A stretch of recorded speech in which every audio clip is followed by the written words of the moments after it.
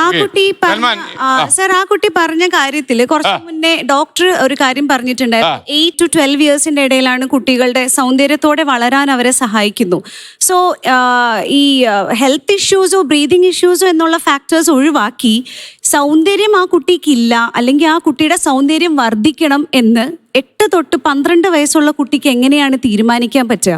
അതോ നമ്മുടെ സൊസൈറ്റിയിൽ കൊടുത്തേക്കുന്ന നോം അനുസരിച്ച് ആ സൗന്ദര്യത്തിനോട് ഒത്തുചേരണം എന്നാണോ? കാരണം ആ കുട്ടി പറഞ്ഞത് എന്താണ്, എനിക്ക് ലിപ്സ്റ്റിക് ഇടുന്നതിനോട് താല്പര്യമില്ല, അല്ലെങ്കിൽ എൻ്റെ കണ്ണിന് ലാഷസ് കുറവാണെങ്കിൽ കുഴപ്പമില്ലെന്ന് ആ കുട്ടി ഒരു 20 ഇയേഴ്സ് ആകുമ്പോൾ തിരിച്ചറിയുവാണെങ്കിൽ why are we forcing these kids to change? ഒരു ചോദ്യം. നമ്മൾ ഒരിക്കലും കുട്ടികളെ മാറ്റാനോ ഒന്നല്ല, നമ്മൾ മനസ്സിലാക്കിയ science behind a beautiful face എന്നാണ്. ഒരു മുഖം, നല്ല മുഖം ഉണ്ടാകുന്നതിന്റെ പുറകിലെ ശാസ്ത്രം എന്താണ്? ആ ശാസ്ത്രത്തില് നമ്മൾ മനസ്സിലാക്കിയെന്ന് വെച്ച് കഴിഞ്ഞാല് ഫംഗ്ഷന് ഇൻകറക്റ്റ് ആയാൽ ഒരു ചീത്ത മുഖമായിട്ട് മാറും. അപ്പോൾ നമ്മൾ അവരോട് ചോദിക്കുകയാണ്, നിങ്ങൾക്ക് മൂക്കിക്കൂടെ ശ്വാസം വിട്ടുകൂടെ? വാ തുറന്ന് കിടക്കുന്ന കുട്ടിക്ക് മുഖം നീണ്ടുപോകും. അപ്പോൾ അത് കറക്റ്റ് ചെയ്ത് കൊടുക്കേണ്ടത് നമ്മുടെ ആവശ്യമല്ലേ?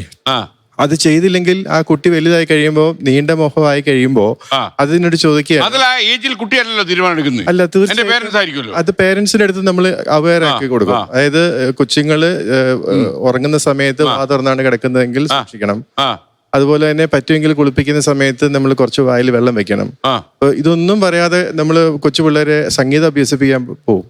അതൊക്കെ നാക്കിന്റെ കറക്റ്റ് ആയിട്ടുള്ള പൊസിഷനിങ് കറക്റ്റ് ആക്കാനും സ്പീച്ച് കറക്റ്റ് ആക്കാനും ഒക്കെ ഒത്തിരി നല്ലതാണ്.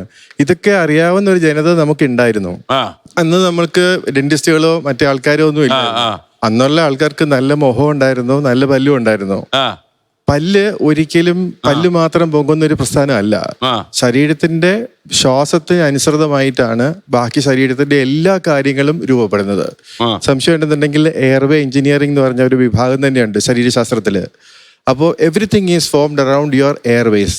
അപ്പോൾ ശ്വാസമാണ്. നമ്മൾ കുറേ കാലങ്ങളിൽ പല സ്ഥലത്തും പോയി പഠിച്ചതിന് ശേഷം ശ്വാസമാണ്, അത് ഇടയ്ക്കിടയ്ക്ക് വലിച്ചു വിടണം. ശ്വാസമാണ്. And everything is centred around your breathing.